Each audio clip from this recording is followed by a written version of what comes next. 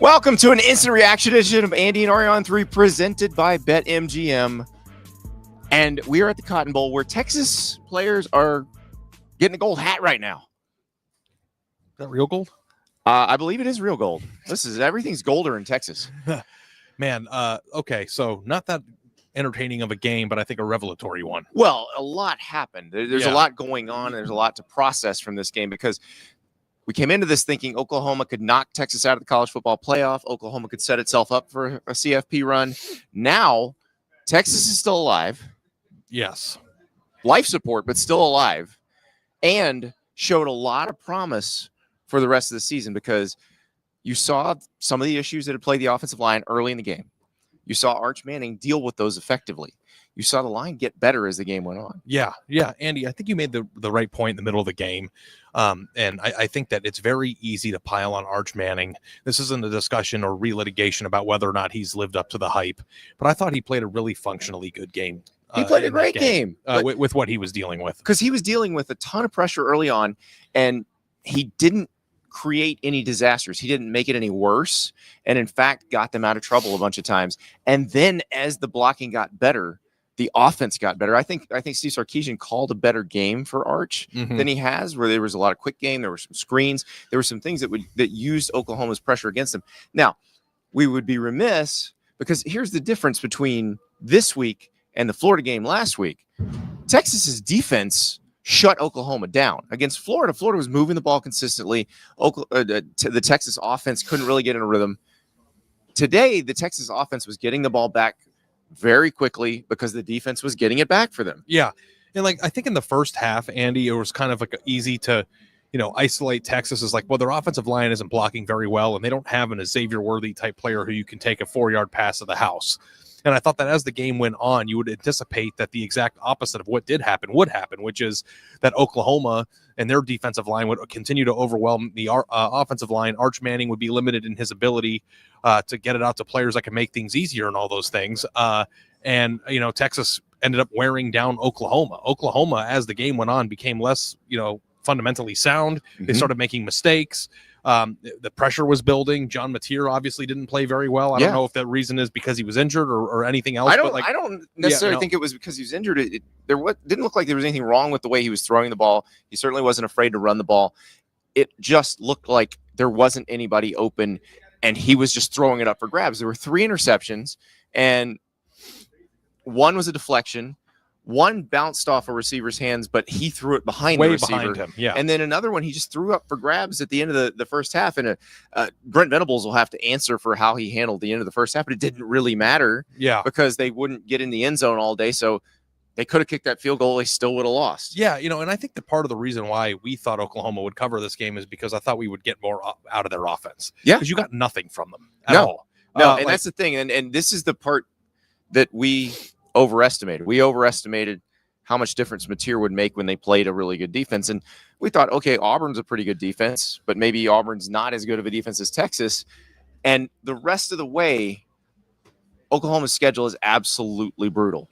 So they're not out of the CFP race by any stretch. I mean, you can be 10-2 with this schedule. You might even be able to be 9-3 with this schedule. I will die by the take that 9-3 gets them in. Look at what they've got left. You know that. But if they are 9-3, they might not get in. They also might not go 9-3. If they play the way they're playing on offense the rest of the way, they're going to have 4 losses. The rest of the schedule, if you don't know, South Carolina, Ole Miss, Tennessee, Alabama, Missouri, LSU. If they play the way they did today, they will have at least 4 losses.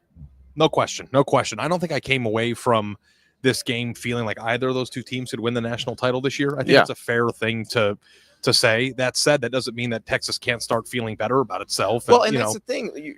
We all buried Arch prematurely, and I think Arch didn't have the greatest game today, but Arch got them out of trouble. Arch was not the problem, and there were times against Florida where Arch was still the problem, but it was more the offensive line. Yeah, I actually think I would give him an A+ for navigating dirty pockets in this game. He certainly did. Yeah. So 21 of 27, 166 yards, 1 touchdown, and the key stat, 0 interceptions. Mm-hmm. And he got out of a lot of sacks that would have just killed drives. And sometimes he had to throw it away, but a lot of times he got out of there and found somebody open, checked it down, got something out of nothing. Yeah, there's no question. I thought he played a good game. If your idea was that he was going to be Superman and would single-handedly win you games, that's not what you're getting from him. But I think that with the defense that Texas put on the field there, that's more of the defense that we were anticipating that they would have. Like, that's the thing that's been so confusing about this Texas team all year, Andy. It's not just that Arch Manning has been the biggest flop in the history of the world. That's not what's surprising to me, is that their offensive playmakers aren't making it easier. Their offensive line can't block. Their defense got blown off the ball against Florida. It's not like the entire team was like not functioning well. And for the entire first half of that football game out there, what kind of game? Football game, I thought that it looked like they didn't have any answers. People were asking in the press box at halftime, what is Sark supposed to do? Nobody on offense can do anything. When we were criticizing Venable's handling of the end of the first half, it was because we thought scoring 9 might be enough. Yeah. And it turned out it wasn't going to be enough. And the drive that Texas went on to finally reach the end zone, to become the first team to reach the end zone, you thought, okay, they're going to win this game because Oklahoma can't do this. Oklahoma, and it really, and one of the commenters put it right. We whistled past the graveyard all week. The lack of Oklahoma's run game. And I've said it that their run game was mostly John Mateer based. Yeah. But it really showed up today that they don't have somebody that they can just hand the ball to. And look, Florida handled Texas's defense because Florida has Jaden Baugh. Jaden Baugh is a 230-pound wrecking ball who's very hard to bring NFL running back. Yeah. He was gaining yards that the Oklahoma running backs could not gain. And that made a huge difference in that game. You know, the one thing, too, that I've got a few Texas fans in my ear, all the time and stuff. It's like college football is an aura sport. And like when you are a team like Texas and you spend all week getting criticized and everybody's burying you, I think they deserved that. Oh, but it helps you. And I don't even know if I'm saying they came out and win this game, but I think that, it's a lesson that I need to take a better, track of. And I think I tried my best this week to at least acknowledge that Texas could win this game, that like teams aren't always cooked. Now, Penn State, on the other hand, they're cooked. Yeah, Penn State's cooked. But like, Texas lost to Florida, and that was a bad loss. But, they're still very much alive. And when you spend so much time just assuming, like, think about all the stuff that everybody assumed this week. Everybody assumed that Oregon would blow out We Indiana. did. We both picked Indiana to cover, not to win. Tyler Shoemaker picked him to win. Yeah. Everybody just assumes that Penn State's going to beat Northwestern. We shouldn't be assuming anything. And I think it was dangerous that so many people were on Oklahoma. And I think part of the reason why is because Mateer played and you thought you were going to get, like, Mateer didn't play like Mateer today. And I don't know if it was because he was banged up or because he hasn't practiced. I think he had people in his face and nobody opened. That's why. That might be it too. Like you said, but this is going to be a conversation in that room in 5 minutes when Brent Venables walks in. Is did you rush him back and do you think that you made the right decision? Whether or not that's if Michael Hawkins had played, the result would have been the same. I'm sure it would have. The receivers wouldn't have been open and the backs wouldn't have gained any yards, and it would have been worse because Hawkins isn't as good a runner. I wonder if you take away some of the turnovers. I wonder if like the passes that were behind receivers that turned into picks were as a result of not feeling well. I don't know. It's all I'm just speculating right now. But like if Oklahoma got the Mateer that is top 5 in everyone's Heisman poll right now today, it would have been a closer game, and they didn't get that. I don't know if that Mateer exists because we haven't seen Mateer against this level of defense yet, and it might be that is just who he is. This level of defense got destroyed by Florida last week, so it's good to see that Texas might be, their defense might be back if they can start drawing up a game plan to, make the offensive line. Because like here's the thing that with Texas, I think that they should feel good about the win today. Obviously, it completely changes the script of the season. If they would have lost today, it would have been an absolute dumpster fire. All the things, message board posts talking about whether or not Steve Sarkisian getting back together with his wife is the reason why he doesn't have enough time to prepare. Like all that stuff. Or the Steve Sarkisian needs to hire an offensive coordinator, like turning Steve Sarkisian into Billy Napier all of a sudden. Issues that were apparent in the first half of this game and have been apparent at multiple times at different points in the season aren't fixed. Those are still going to come back later on in the season. So, but, we put up Oklahoma's remaining schedule earlier. Yeah. Texas's remaining schedule is a lot easier than Oklahoma's. It's not easy. Like they still have to go to Georgia. They still have to play Texas A&M, but it's much easier than what Oklahoma has to face. Is the word manageable. Yeah. But the thing is, No room for error whatsoever. They cannot lose because they are not in the position where their schedule is so difficult that they can get in at 9-3. They have to keep winning. Well, the thing that we were going to do, or I was going to do, one of us was going to do before the game or when it seemed like Oklahoma was going to win was revisit the question of Brent Venables. Yeah. That last year in that room right across the hallway there, somebody asked him if he was concerned about the gap that was between Texas and his program, and he said no. We don't have to relitigate the answer.